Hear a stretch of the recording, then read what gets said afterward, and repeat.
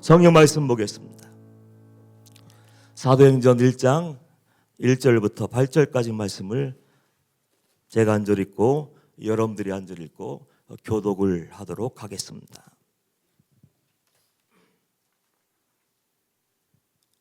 사도행전 1장 1절 8절까지 교독하겠습니다. 사도행전 1장 1절 데오빌로여, 내가 먼저 쓴 글에는 무릇 예수께서 행하시며 가르치시기를 시작하심부터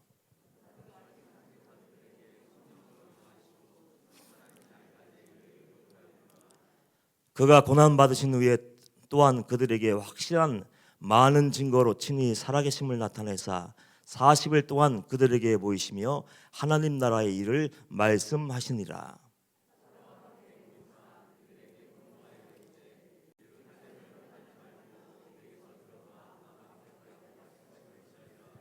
요한은 물로 세례를 베풀었으나 너희는 몇 날이 못되어 성령으로 세례를 받으리라 하셨느니라.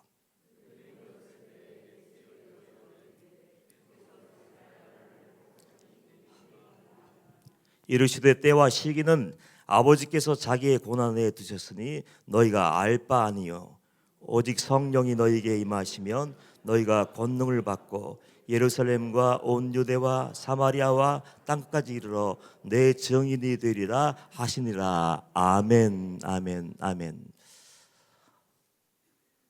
이 시대를 한마디로 표현한다면 아마 이렇게 표현할 수 있을 것 같습니다. 암울하다, 암울하다. 며칠간 기사를 이렇게 검색하면서 보다 보니까 제 눈에 유난히 자주 띄는 단어가 암울하다. 그러니까 이 시대를 살고 있는 모든 사람들이 이 시대에 대해서 부정적인 평가를 내놓고 있는 거예요. 말 그대로 어두컴컴하고 답답하다, 절망적이고 침울하다. 지금 전 세계가, 아니 지구가 긴박하게 돌아가고 있는 것 같지 않습니까?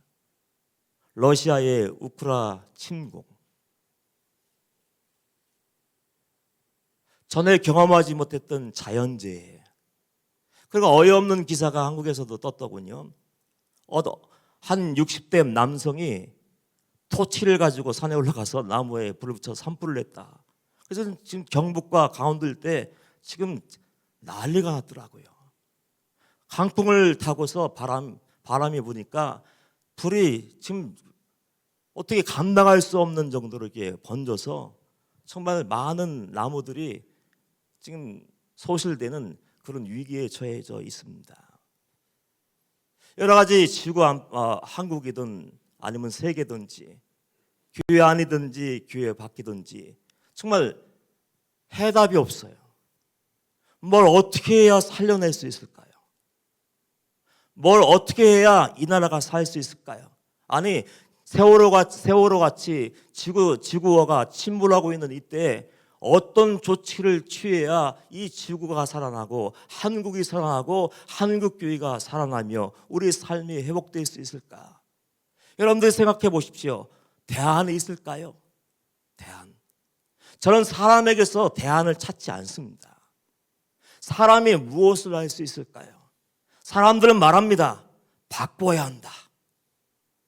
사람을 바꿔야 한다. 조직을 개편해야 된다. 프로그램을 만들어야 된다. 교육을 해야 된다. 아니면 공권력을 발휘해야 된다. 뭘 바꾸고 환경을 조성하면 뭔가 달라질 것처럼 얘기하는데 어떻습니까? 지금 어느 때보다도 지식이 꼭대기 있다고 저는 생각해요. 고학력 시대, 첨단 문명이 발달한 시대, 교육을 했지만 많은 것을 연구하고 많은 것을 발견했지만 소망이 되지 않더라고요. 사람들은 무엇인가 개혁하려면 뭔가를 만들어야 된다고 생각하지만 무엇인가를 만들어서 지금까지 이루어진 게 있습니까? 정의를 말하는 사람들, 정의가 있었나요?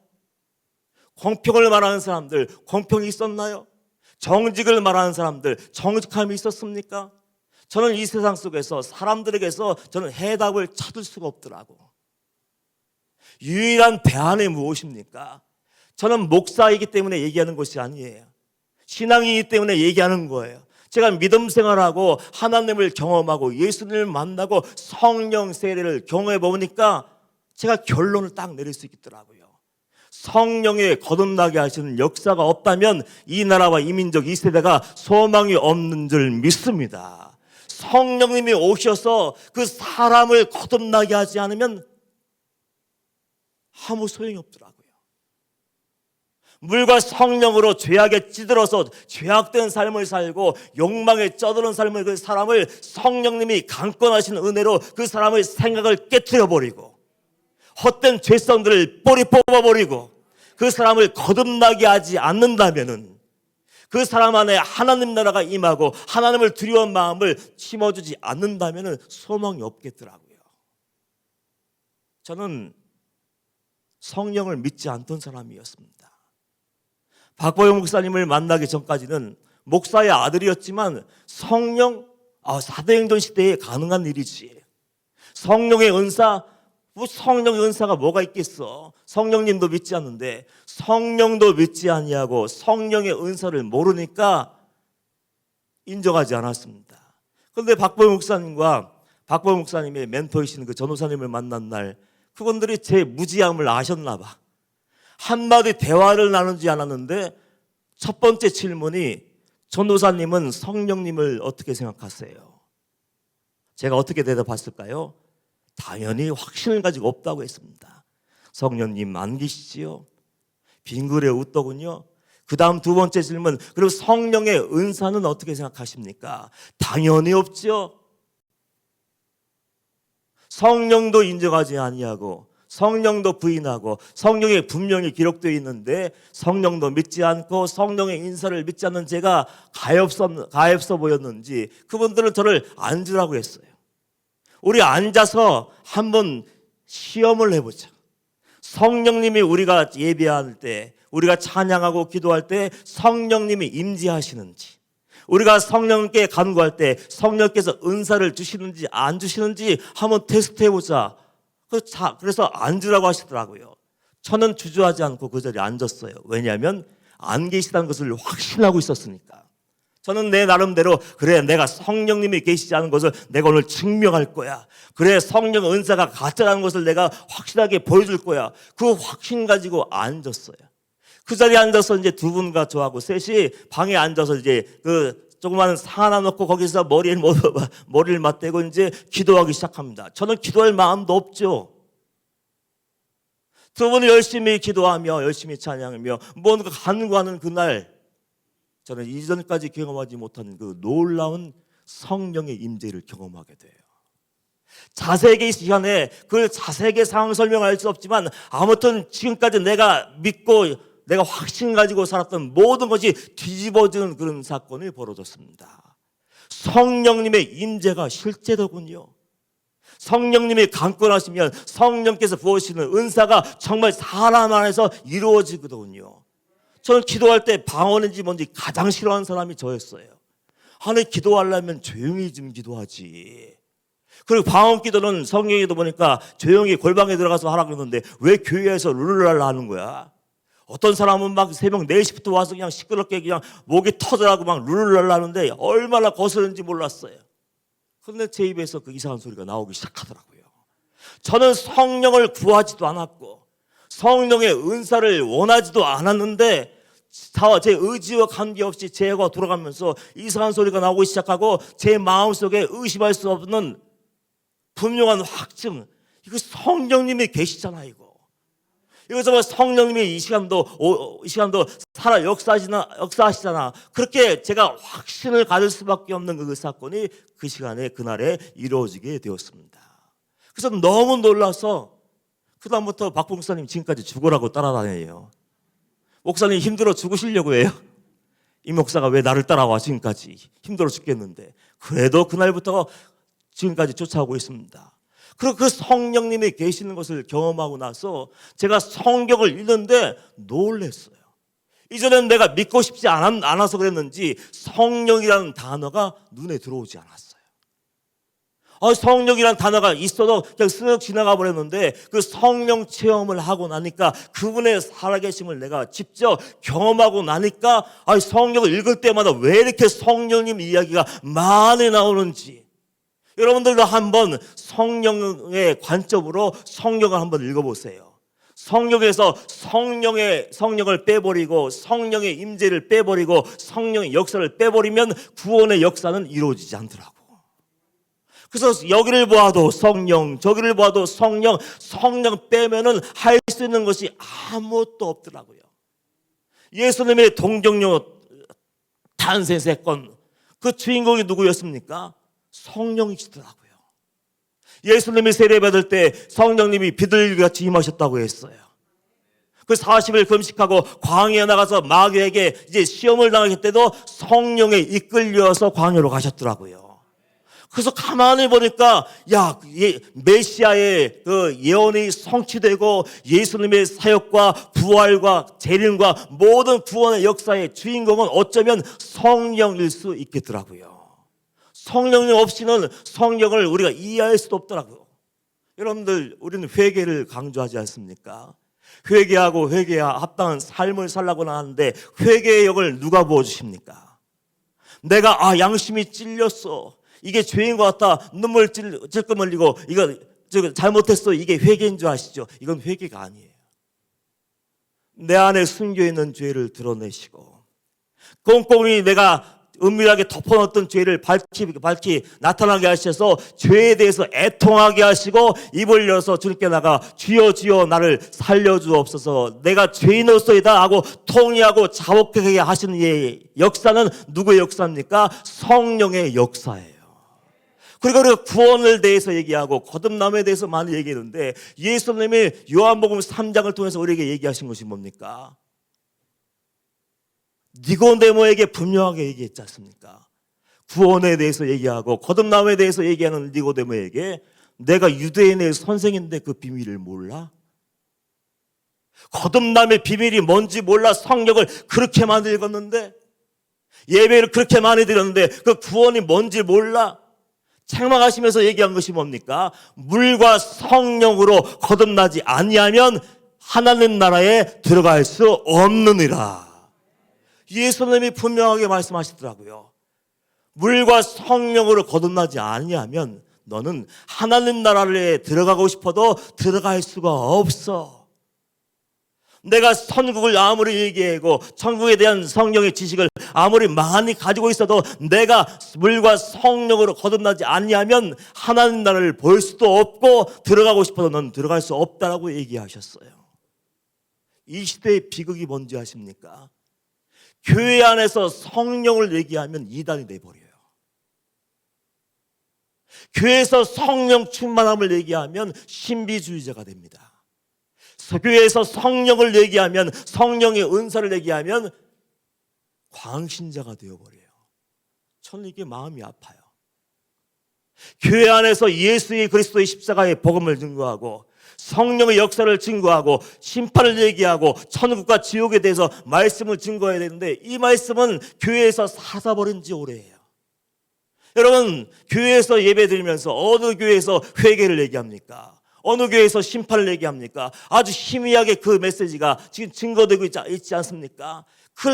이것은 뭘 의미합니까? 사람들이 성령도 원하지 않고 심판도 원하지 않고 회개도 원하지 않아요. 그 교회에서 나타난 것이 뭡니까? 교회에서 행해지는 것이 뭐예요? 그저 지식을 전하더라고. 이론 논쟁하고 지식을 전하고 성령님에 대해서 얘기하고 예수님이 전해주는 회개 복음에 대해서 증거하면 믿지 않고 들으려고 하지 않습니다. 그저 좋은 말만 해달래. 좋은 말만. 회개 없는 구원에 대해서 얘기해야 될래. 거듭남 없는 천국에 대해서 얘기해달래. 성령 없는 기독교에 대해서 얘기해달래. 그럼 내가 원하는 말만 듣기를 원하고, 그리고 그 비유를 맞추느라고 교회 단위에서 목사들이 하나님을 두려워하지 않는 종들이, 거듭난 적도 없고 회개하지 않은 종들이, 그래서 교회인들 성도들 비유만 맞추느라고 썩은 물을 먹이는 거예요. 후속물을 먹여서 그 영혼들을 죽여서 지옥으로 지금 몰아가고 있는 거예요. 하나님도 두려워하지 않습니다. 예수 그리스도께서 목숨 걸고 전해준 회개의 메시지도 원하지 않습니다. 그저 인본주의적이고 세속적인 그런 이야기만 듣고 싶어 해요. 이 시대의 비극이 뭔지 아십니까? 성령님의 임재가 없는데도 불구하고 성도들이 안심하고 있는 거예요. 여러분들은 성령으로 충만하십니까? 여러분들은 성령으로 거듭나신 적이 있습니까? 나라와 민족을 위해서 기도하려고 이 자리에 모여 있는데 우리는 솔직하게 자기 자신에게 물어야 돼. 나는 정말 거듭난 적이 있는가? 물과 성령으로 거듭나지 아니하면 하나님 나라에 들어갈 수 없다고 얘기했는데 50년 예배를 드려도 100년을 예배 드린다 할지라도 성령이 내 안에 오신 적이 없고 나를 거듭나게 하신 적이 없고 그 죄를 끊어버리는 회개를 허락한 적이 없다면 우리는 죽은 자인데, 우리는 이거에 대해서 심각하게 한 번도 고민하지 않습니다. 성령이 없어도 안심하며 살아요. 그래서 예배 한 번 드리면 천국 갈 수 있다고 생각을 합니다. 새벽 예배 열심히 나오고 기도 많이 하고 11조 드리고 일 많이 하면 구원받을 수 있을 것 같지만 성경은 그것이 구원이라고 얘기한 적이 없어요. 저는 소천하신 옥하는 목사님을 참 좋아했습니다. 깨끗하셨어요. 일평생 제자 훈련을 하셨고 정말 하나님 아버지의 뜻대로 살려고 무던히 애썼던 그 목사님, 언젠가 그 목사님이 이렇게 단식을 하시더군요. 후배 목사들이 잔뜩 모여있는 그 세미나인지 집회인지는 기억이 잘 안 나는데 거기에서 말씀을 증거하면서 이렇게 얘기하신 적이 있습니다. 후배 목사님들 미안합니다. 영문할 수 없었어요. 아니 갑자기 말씀 잘 전하시다가 왜 후배 목사님들 미안합니다 얘기할까? 그 얘기를 귀 기울이고 계속 들었더니 이런 얘기였습니다. 우리 선배, 그러니까 옥하늘 목사님의 믿음의 선배들은 우리에게 타오르는 불꽃 같은 성령의 임재를 우리에게 물러줬다는 거예요.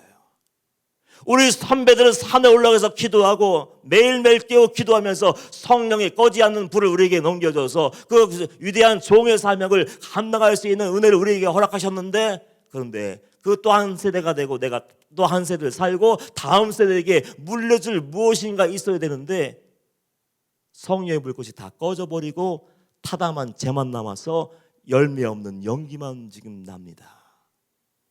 미안합니다 하더라고요. 정말 안타까운 것이 이거예요. 성도들조차도, 종들조차도 성령의 임재가 얼마나 중요한지, 하나님이 이 땅에 오셔서 우리를 통치하시는 하나님 나라가 이루어진 게 얼마나 중요한지를 모르고 성령 없는 기독교, 예수 없는 교회, 하나님을 두려워하지 않는 그 성도들이 얼마나 많아 이 시대에. 그래서 이 시대가 이 모양 이 꼴이 되어서 성도들이 빛과 소금의 사명을 감당하며 이 세상에 강력한 예수 그리스도의 영향을 끼치고 영혼들을 살려내고 썩은 것을 도려내어서 이 나라와 임적을 구원해내야 되는데 그 사명을 감당하지 못하고 있는 그 어처구니 없는 때가 되고 말았어요. 그래서 개인적으로 마음이 아파요. 성령이 얼마나 중요한지 여러분 사도행전을 계속해서 한번 읽어보십시오. 오늘 1장에 기록된 말씀도 지금 성령이 얼마나 중요한지를 우리에게 알려주고 있는 거 아닙니까? 우리를 구원하기 위해서 이 땅에 오신 예수님, 그 예수님이 세상 모든 죄를 짊어지고 그 어깨에 십자가를 홀로 짊어지고 골고다 길 올라가셨어요. 죄는 누가 지었습니까? 내가 지었잖아요.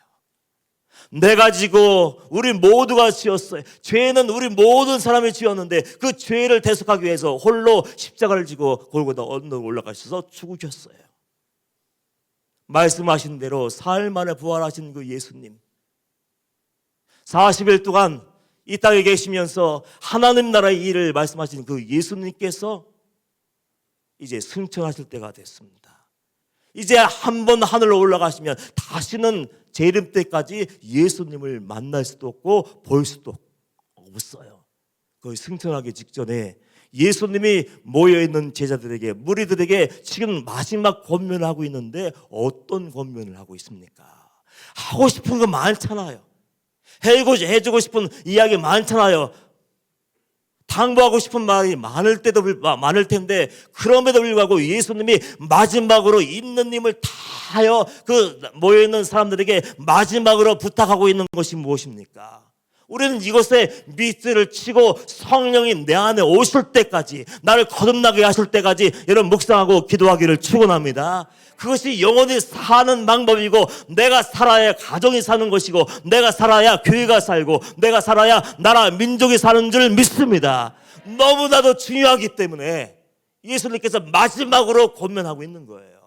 4절 말씀 보면 사도와 함께 모이사 그들에게 분부하여 이르시되 예루살렘을 떠나지 말고 내게서 들은 바 아버지께서 약속하신 것을 기다리라. 요한은 물로 세례를 베풀었으나 너희는 몇 날이 못되어 성령으로 세례를 받으리라 하셨느니라.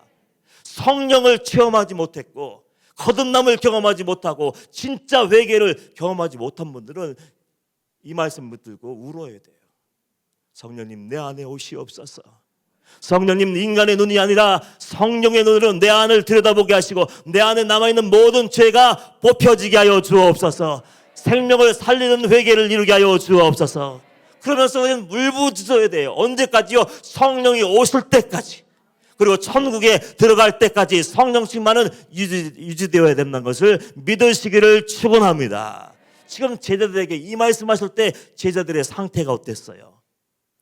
지금 제자들이 뜨거웠을 겁니다.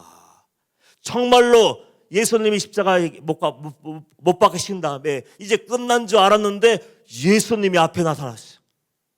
예수님이 두 눈에 보여요. 오, 정말 예수님이네. 마음이 얼마나 뜨거워졌을까요? 정말 예수님이 한마디면은 뭐든지 할 수 있는 상태예요. 예수님 교회 건축하라면 건축하겠습니다. 집 하나 바치라면 집 하나 바칠게요. 예금 통장 털나가면 다 떨어져 작정헌금 하겠습니다. 뭐 만들려가면 뭐 프로그램도 만들고 조직을 만들고 선교 가라면 선교 가고 전도하라면 전도하겠습니다. 구제하라고요. 밥차 10대 사서 매일매일 구제하겠습니다. 뭐든지 할 수 있는 뜨거운 상태였어요.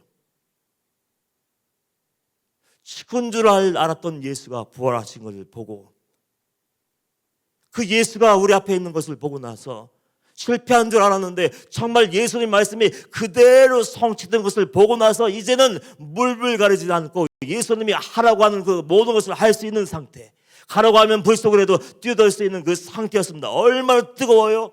그런데 예수님은 그 마음이 뜨거워져서 예수님을 위해서 목숨을 걸겠다고 지금 손을 들고 선언하고 있는 그 제자들에게 지금 잠깐만 하고 멈추는 거예요. 잠깐만. 지금은 아무것도 하지 마. 지금 뭐를 세우려고 하지도 말고, 사람 만나려고 하지 말고, 교회를 건축하려고 하지 마, 뭘 조직하려고 하지 마. 제일 먼저 너희들에게 있어야 할 것이 있는데 너희들이 성령으로 충만해져야 된다고 지금 말씀하고 있는 거예요. 왠지 아십니까?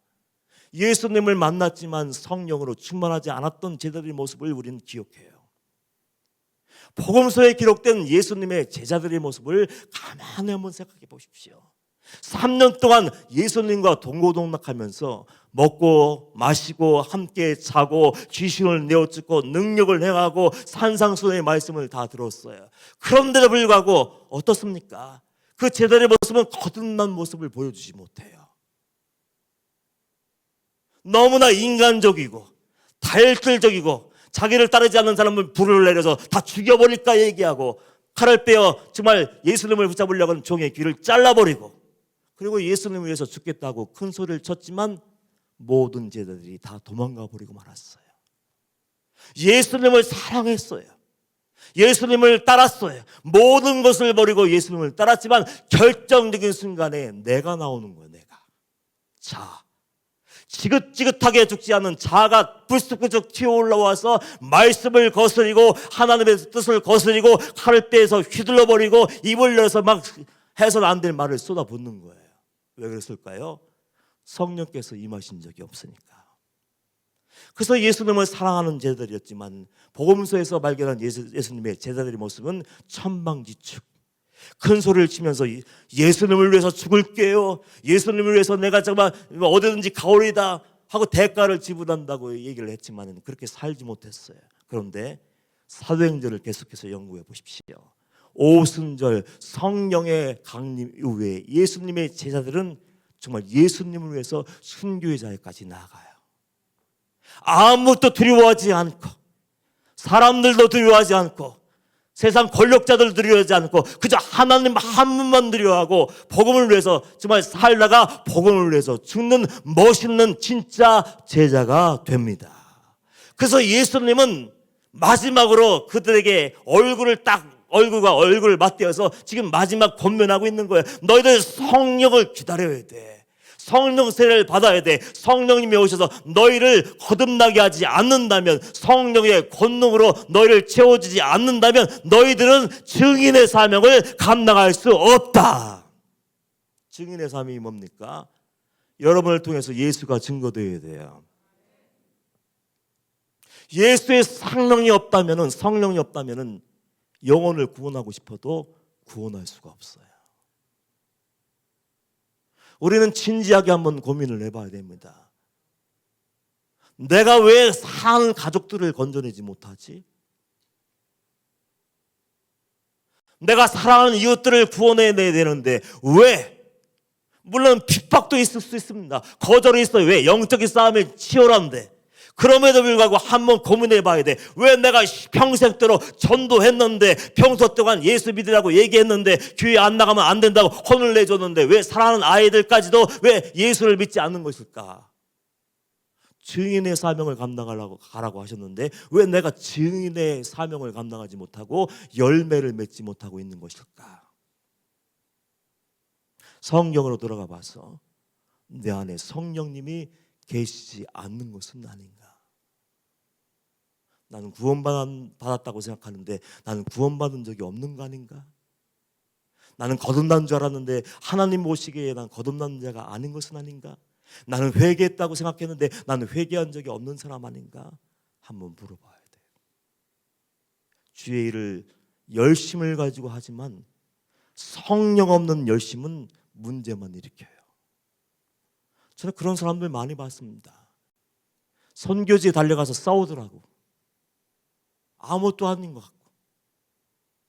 자기가 대표 기도한대요. 내가 이번엔 설교한대요. 누가 하든지 하면 되는 거 아니에요. 선교하러 왔으니까 누가 말씀을 증거하든 누가 기도하든지 그 기도와 예배와 말씀을 통해서 영혼들이 살아나면 되는 거 아니에요. 근데 문제가 생겼어요. 성령 없이 달려가니까, 자기의 열정 가지고 달려가니까 성령 충만한 줄 알았는데 감정이 충만해서 흥분한 상태로 가니까 자기만 나와. 한 선교사님이 연락을 했어요. 목사님, 선교지 오랫동안 선교지를 세워놨는데 단기 선교팀이 와서 일주일 만에 선교지가 초토화됐대. 무슨 얘기냐 했더니 선교사님이 단기 선교팀이 이 선교회들 좀 문제가 많다고 생각해요. 통제를 받지 않는 선교회들. 선교팀이 와서 선교사님이 부탁을 했대. 여기는 문화가 이러니까 우리 마음대로 사람들 찾아다니면 안 되고요. 마음대로 손 붙잡고 흔들면 안 되고, 예를 드는 거예요. 마음대로 들어가서 막 예수 믿다고 소리치면 난리 납니다. 근데 뜨거운 사람들이 그게 안 들어와. 그들 이해를 못해. 우리가 입 다물고 있다가 하려고 온 줄 아냐고 하고 뜨거운 사람들이 일주일 동안 회식고 들어와서 난리가 났다는 거야. 선교지가 초토화돼서 다시 시작을 해야 된대. 이제 열매를 맺을 때가 됐는데 열매 이제 추수하려고 했더니 단기 선교팀이 와서 선교지를 박살내고 돌아가서 그 구원의 문이 완전히 닫혀버렸다는 거예요. 그래서 예수님께서 마지막으로 부탁하면서 너희들 아버지께서 약속하시는 성령을 기다려야 돼. 그 성령 세례를 받아야, 성령이 허락하시는 권능을 받아야, 성령께서 행하시는 거듭남과 변화가 있어야 성령님이 이끄신 대로 순종하며 달려갈 거 아니에요. 그래 열매를 맺을 수 있다는 것을 주님께서 아셨기 때문에 다른 거 하지 말고 너희를 제일 먼저 성령이 너에게 찾아오실 때까지 성령을 기다리라고 진지하게 부탁을 하신 거예요. 신앙생활을 하면서 영적인 패배를 경험하는 성도들 많지 않습니까? 거듭났는데도 불구하고 죄는 뿌리는 정말 뽑아내기가 어려운 것 같아요. 왜요? 우린 죄성을 가지고 태어나니까. 아담과 하와의 타락 이후에 우리는 어쩔 수 없이 원죄를 타고 나와서 가만히 내버려 두면 죄질 가능성이 100%예요. 그 예를 우린 에덴 동산에서부터 찾아볼 수 있지 않습니까? 그 동산에서 하나님의 얼굴을 본 사람이 어디 있어? 하나님과 함께 동산을 걸으면서 하나님이 직접 말씀하시는 그 말씀을 들었던 사람이 어디 있어요? 그런데 아담과 하와도 선악과를 따먹고 말았어. 하나님 마음에 합했던 다윗도 씻을 수 없는 치명적인 죄를 저질렀어. 예수님의 곁에 있던 가룟 유다도 예수님의 주옥 같은 그 말씀으로 은혜 받았음에도 불구하고 은 30에 예수님을 팔아먹고 말았어요. 왜 패배합니까? 내 안에 성령이 안 계신 거예요. 사람들은 착각하더라고요. 과거에 기도 뜨겁게 해서 10년 전에 성령 받으면 오늘도 성령 충만한 줄 알아. 여러분들 기억하십시오. 성령 충만은 언제나 현재임을 믿으시길 축원합니다. 어제의 승리는 어제의 은혜가 필요한 거예요.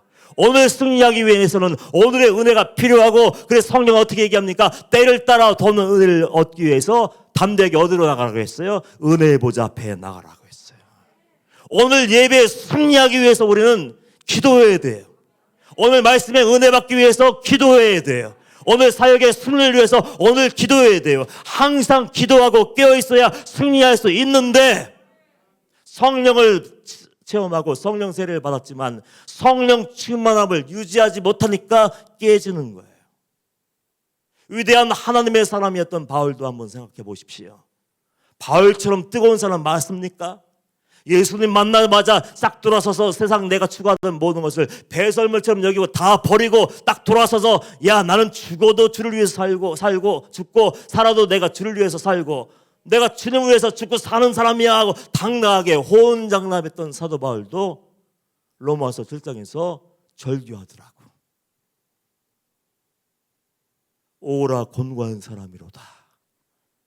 이 사망의 몸에서 누가 나를 건져내랴. 거듭난 성품은 하나님의 뜻을 따르기를 원해. 하나님 나라에 꼭 필요한 사명을 감당하기를 원하는데, 또 다른 나가 내 안에 있는데 또 다른 내 자아가 나를 자꾸 죄 아래로, 사망 아래로, 지옥으로 끌고 가는 거예요. 얼마나 힘들었을까요? 예수님을 분명하게 만들고 세상을 등지고 이제는 하나님의 뜻을 이루기 위해서 달려가는데 걸려 넘어지니까 얼마나 속상해. 마음이 얼마나 아프겠어요. 고민을 많이 한 것 같아요. 저는 사도 바울이 매우 솔직한 사람이라고 생각합니다. 왜요? 어떤 사람들은 넘어지고도 넘어지지 않은 채, 어떤 사람들은 죄를 짓고도 죄 짓지 않은 채, 거룩하지 않은데도 불구하고 거룩한 채 하면서 살잖아요. 아무렇지도 않게. 그런데 사도 바울은 솔직했어요. 또 다른 나를 자꾸만 죄 아래로 끌고 내려가. 어떻게 이길 수 있지? 어떻게 해야 하나님의 사람답게 살 수 있지? 어떻게 하면 승리의 삶을 살 수 있지? 고민하다가 사도 바울이 그 방법을 딱 발견했는데 뭐라고 얘기해요? 로마서 8장 1절 2절 말씀 보면, 그러므로 이제 그리스도 예수 안에 있는 자에게는 결코 정죄함이 없나니 이는 그리스도 예수 안에 있는 생명의 성령의 법이 죄와 사망의 법에서 너를 해방하였습니다. 어제 해방 선언문을 낭독하는데 그 해방 선언문의 중심이 뭡니까? 생명의 성령의 법이. 예수님이 약속하시고 예수의 영이신 성령님이 내 안에 오셔서 내 안에서 충만하고 오늘도 살아 역사하실 때 우리는 세상을 이기고 죄를 이기고 마귀를 이길 줄 믿으시기를 축원합니다. 이 시대 대안이 없다고 얘기했죠. 대안은 바로 여러분이 되어야 돼요. 아멘. 아멘. 대안은 사람이에요. 조직이 아니에요.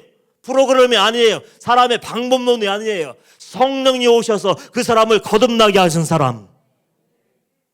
물과 성령으로 거듭나서 하나님만 두려워하고 하나님 말씀대로 순종하며 살아가는 거룩한 사람이 있다면 그 한 사람 때문에 가정이 천국이 될 줄 믿습니다. 그 한 사람 때문에 교회가 하나님 나라가 될 줄 믿습니다. 그 성도들 때문에 이 나라와 이 민족이 변화되고 구원받을 줄 믿습니다. 그래서 우리가 제일 먼저 기도해야 될 게 뭡니까? 성령을 구하는 거예요. 내 안에 죄성이 있다, 아직도 남아있다면, 성령의 임재를 가로막고 있는 어떤 걸림돌, 막힌 남이 있다면 모든 것을 허물어뜨리시고 깨트려주시고 내 마음속에 하나님 나라가 이루어지게 하여 주옵소서. 성령님이 주장하시고 역사하시는 거룩한 성전이 되게 하여 주시옵시고 내 자아는 죽어버리고 성령으로 살게 하여 주옵소서. 그럴 때 나라와 민족이 소망이 있는 거예요. 감리교회 창시자인 웨슬리 목사님, 옥스퍼드 대학을 나왔습니다. 학위가 3개예요. 그러니까 머리가 얼마나 좋습니까? 인간적인 열정과 이성을 가지고 학문을 가지고 선교의 사명을 감당하려고 했는데 죄송합니다. 그 사명, 선교의 사명을 감당을 못했어요. 전도를 그렇게 많이 했는데 한 사람도 구원하지 못하고 선교지에서 쫓겨옵니다. 절망하고 있을 때 그 웨슬리 목사님에게 찾아오신 성령님이 임하시고 나서 모든 것이 달라졌어요. 이제는 하루를 시작할 때 기도로 시작합니다. 왜? 오늘도 성령의 임재가 있어야 승리하니까. 오늘도 성령님이 도와주셔야 한 영혼을 건져낼 수 있습니까? 그래서 매일매일 기도를 하는데 기도를 얼마나 많이 했는지 지금도 아직도 존재하는 웨슬리 목사님 목회했던 그 목사관에 가면 서재에 마룻바둑에 구멍이 2개가 뚫려 있대요. 찾아오는 사람들이 묻습니다.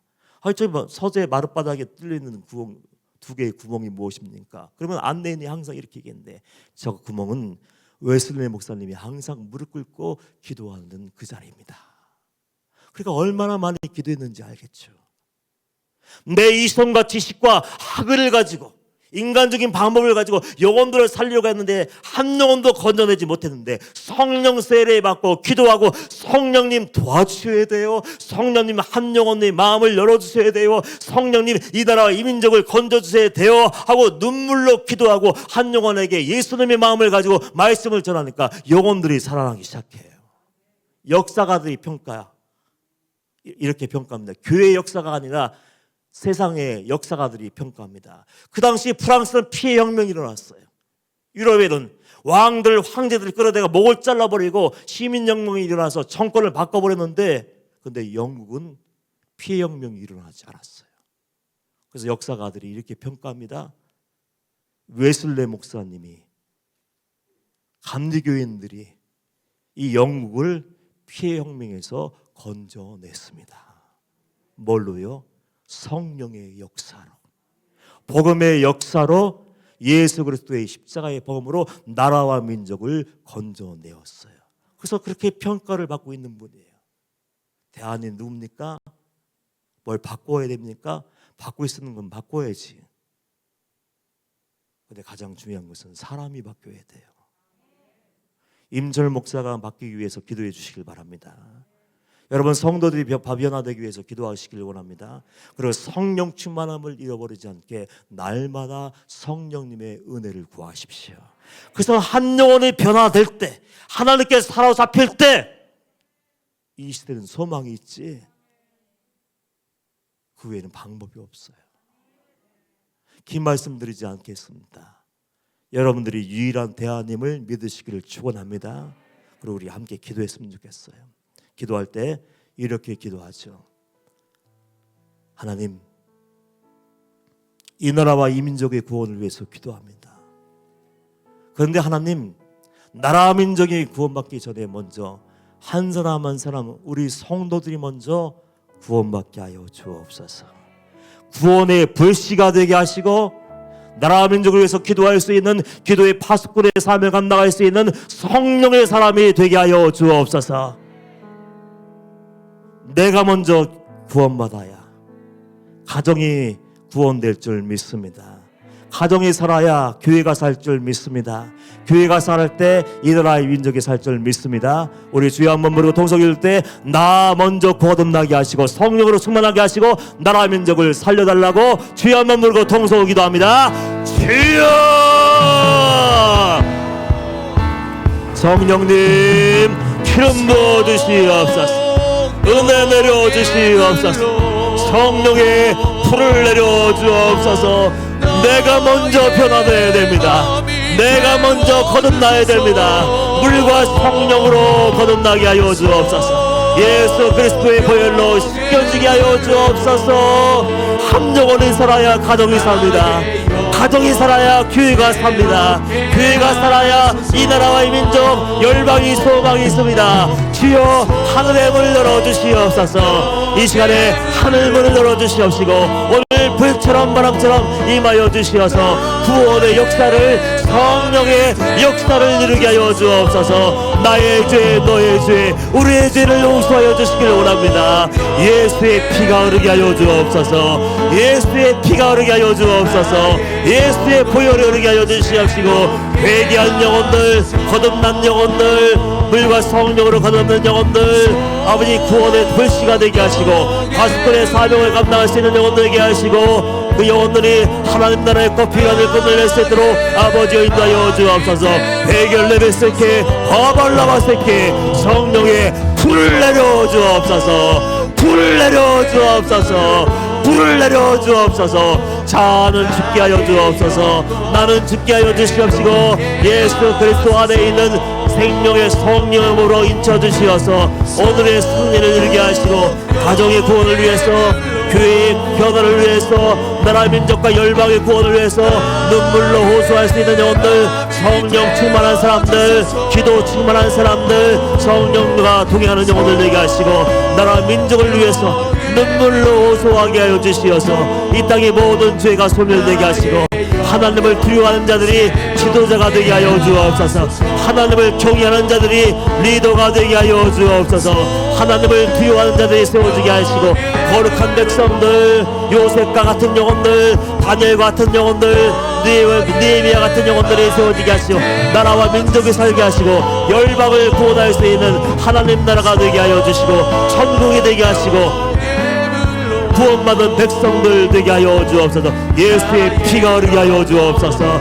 예수의 피가 흐르게 하여 주옵소서. 성령의 불을 내려 주옵소서. 심령이 거듭나게 하시고 속사람이 거듭나게 하시고 뜨거워지게 하시고 보혈로 씻겨지는 영혼 되게 하시고 죄에 대해서 자유하게 하시고 오직 하나님만 부끄러워하고 죄만 두려워할 수 있는 영혼들 낼 수 있도록 하나님만 두려워하고 죄만 부끄러워할 수 있는 영혼들 되게 하시고 성령의 임재 가운데 거하며 성령의 권능으로 인침받게 하시고 구원의 역사를 이루며 나라와 민족을 살려낼 수 있는 영혼들 되게 하시고 구원의 씨앗이 되게 하시고 복음의 씨앗이 되게 하시고 회개의 촛불이 되게 하시고 성령의 기름이 되게 하여 주옵소서. 성령님